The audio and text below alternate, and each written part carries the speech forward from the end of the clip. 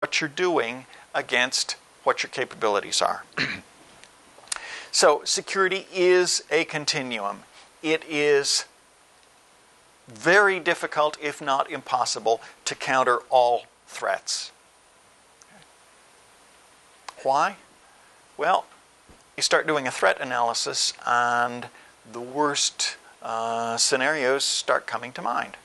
You call me in to do a threat analysis for you, and I'm going to start talking about planes falling out of the sky and accidentally dropping onto your building. And you'll say, but wait, I'm concerned about security. And I'll say, yes, but the computer that's running your system is in this building. And if a plane just falls onto your building, that's going to do bad things for your computer system.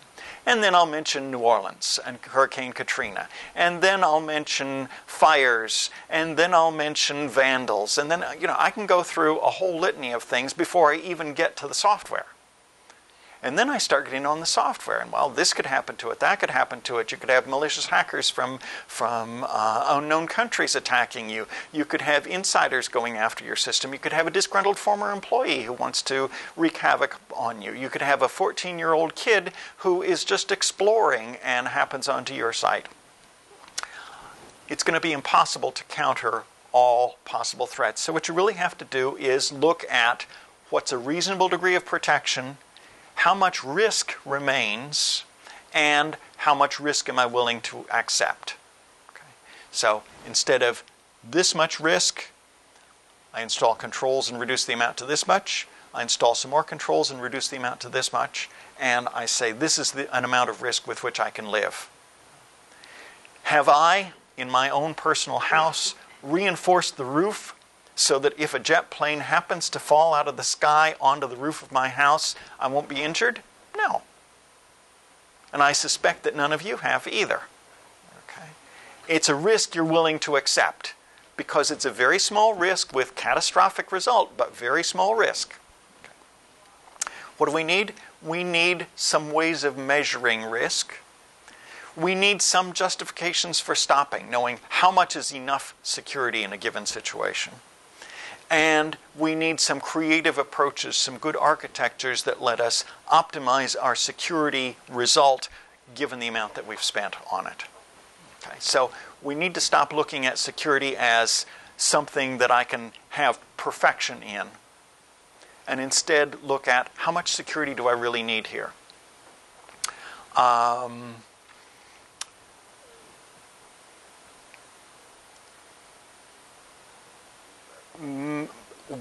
Some of my customers, well, I can go ahead and give the example. I have a customer in the Department of Labor, and that customer is working with a very, very small system, very low risk system.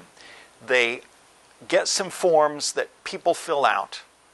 Individuals fill out these forms, mail them in, and on a small number of these forms, and it's a very small number of these forms, there is some personally identifiable information. Okay? Names and social security numbers.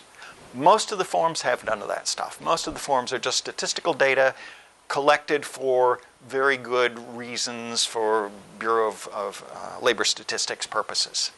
Okay.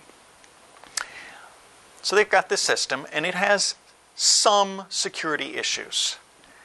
The worst problem is this form actually comes from the IRS. It's a form that companies file along with their taxes, but it's not really one of the tax forms. And it doesn't really have much to do with the IRS, except they are supposed to get some of the data from the form as well. Again, no sensitivity or very, very low sensitivity associated with the system. But IRS gets in there and says, oh, got to have security, got to have lots of security because, the taxpayers' interests are our foremost concern, and so we got to protect this.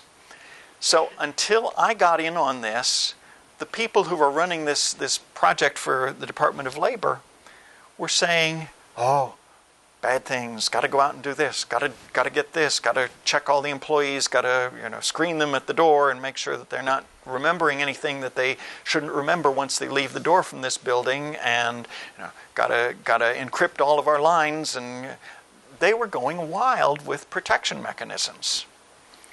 Well, I'm a taxpayer, as most of you are too. And all I could see was a whole bunch of my tax dollars kept going into the protection of this system that really didn't deserve protection.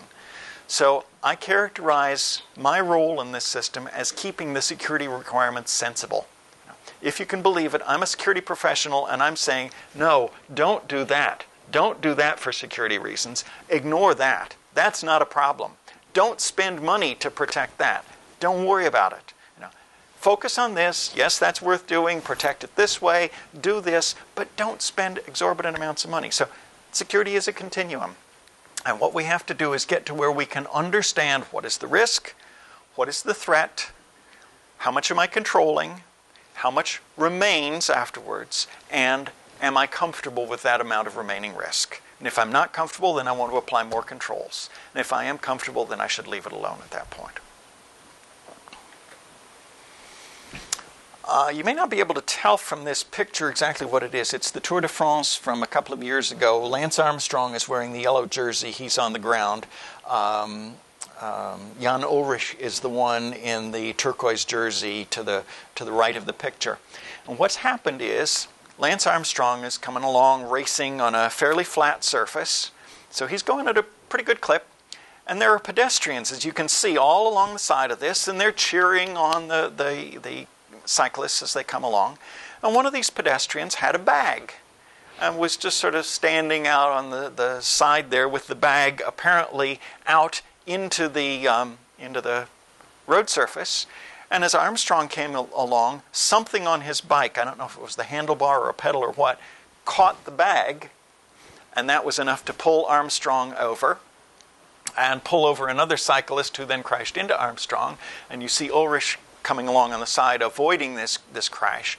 Tremendous crash, could have cost Armstrong the Tour de France. It did not cost him the Tour de France. He got back on his bike in almost no time at all and made a marvelous recovery on this. But what does this have to do with computer security? Well, it has to do with separation. In most sporting events, you have spectators and you have competitors. And you have a stadium, for example, where the football players are all out in the middle and the spectators are all up in the stands. And we keep those two separated for good reason. Okay? We don't want the spectators down on the field coaching. We don't want the spectators down on the field to receive a pass themselves. Okay? So we want separation. But the marketplace in computing doesn't understand the value of separation. Let me give you a history lesson. History lesson is, back in the 1970s, IBM had big behemoth mainframe computers.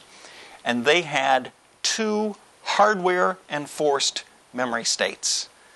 That means, or two hardware-enforced execution states. And that means that some programs could do some things, other programs could do all of those things and more. So the system that enforced protection ran with higher privilege, and the ordinary user programs ran with lower privilege. DEC doubled this. They said, we're going to produce 4 hardware states. And they ultimately assigned 3 of them to the operating system and 1 to the user. Okay. There was a novel design in the late 1980s by a consortium of Intel and Siemens where the number of states was going to be something like 2 million, if I remember my numbers correctly. I think it was 2 to the 31st separate states. And I was about ready to lead a project to figure out how you take advantage of 2 million different states of execution, hardware enforced, and build an operating system that would take advantage of that. The project died for a bunch of unrelated reasons. But it would have been an interesting challenge. I think 2 million is probably more than you need. 2 is probably on the low end, and IBM, as a matter of fact, improved on that 2 and went to 4 as soon as they went virtual, and had some other tricky techniques to split up the number of states even further than that. So in sum, what was happening is the